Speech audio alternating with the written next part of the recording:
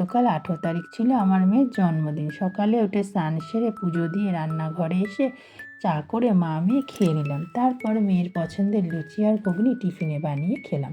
আর আমাদের সামর্থ্য অনুযায়ী দুপুরের খাবারটা ওর পছন্দে বানালাম। তারপর ওকে ওর ঠাম্মি আর আমি আশীর্বাদ করে দুপুরের খাবারটা খেতে দিলাম। আমার মেয়ের এবছরে ছোট্ট একটা আবদার ছিল আমার কাছে যে ও বাড়িতে বানানো কেক এই বছরে জন্মদিনে কাটবে।